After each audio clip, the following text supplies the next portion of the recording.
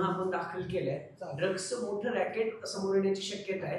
काय नेमकं प्रकरण आहे, आरोपी कोण आहे, किती जण आहेत आणि कुठून हा सगळा ड्रग्स सप्लाय व्हायचा नेमका?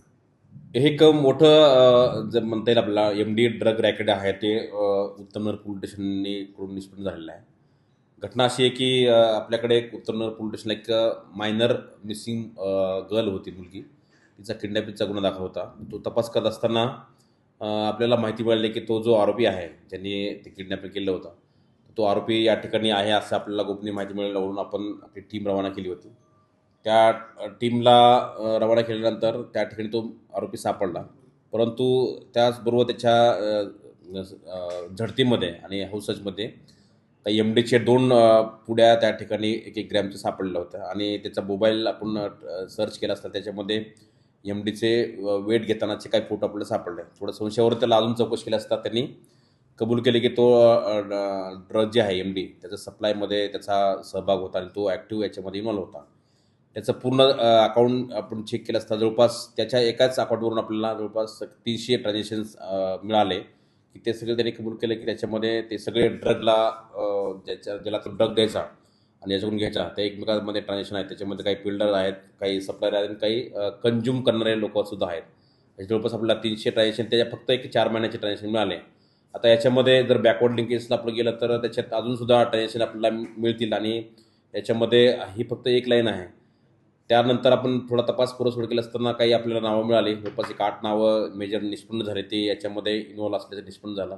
त्याच्यामध्ये एक भैया ताडे आहे, तो दुसरा एक दहिबाती त्याला पण आपण अरेस्ट केला. एक नायर नावाचा आरोपी आहे, एक जतीन कदम म्हणून आहे वारीचाचा. अशी 4 आरोपी आपण त्या दिवशी अटक केली. अजून 4 अजून फरार आहेत, त्याच्यासाठी टीम आपण रवाना केल्या आहेत.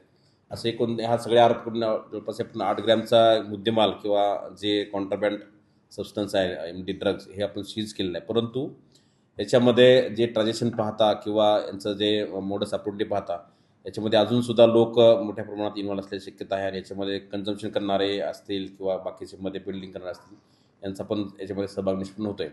आता यांची मोडस अशी होते की हे जे ऑर्डर करायचे ड्रगचे ते हे पोर्टरमार्फत हे त्याची डिलिव्हरी मागवायचे आणि या पोर्टर थ्रू ते डिलिव्हरी केल्यानंतर मग त्या जो कंझ्युमर आहे त्याच्याकडे ते पोचते करायचे. याच्यामध्ये क्राईम ब्रँचची टीमसुद्धा काम करते, लोकल पोलीस स्टेशन आम्ही उत्तमनगरची टीमसुद्धा याच्यामध्ये काम करते.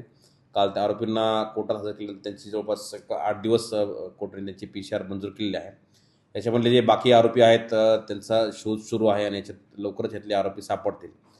परंतु याच्यामध्ये जे इन्व्हॉल्व असतील म्हणजे ते सप्लायर असतील, बिल्डर असतील किंवा कंझ्युमर असतील, ह्या सर्वांची चौकशी केली जाणे. ज्याचा कोणाचा याच्यात सहभाग असेल, निष्पन्न असेल, ते सर्वांना याच्यातून आरोपी करून त्यांच्यावरती कठोर कारवाई केली जाईल. याचं वय काय आहे आणि तो नेमका काय करतोय, शिक्षण घेतोय का नोकरी? नाही, हा राठोड जो आहे, स्वप्न राठोड जो आहे तो राठ्या, तो 28 वर्षाचा आहे. तो असं काही खास काही काम करत नाही, परंतु त्याच्यावरती त्याचं गुन्हेगारी रेकॉर्डसुद्धा आहे. जवळपास त्याच्यावरती पूर्वीचे गुन्हे पण दाखल आहेत आणि ज्याच्याकडून तो आणायचा त्याचासुद्धा रेकॉर्ड आहे. आणि हे दोन्ही आरोपी मागच्या 2-3 वर्षापूर्वी येरवडा जेलमध्ये असताना त्यांची ओळख झाली होती आणि त्याच ओळखीच्या याच्यातून त्यांचं कम्युनिकेशन किंवा त्यांचं एकमेकांचा ओळख आणि ओळखीतून हा सगळा व्यवहार झाल्याचे निष्पन्न होत आहे. एक 6 महिन्यापूर्वीची होती, गेल्या वर्षीची मिसिंग होती.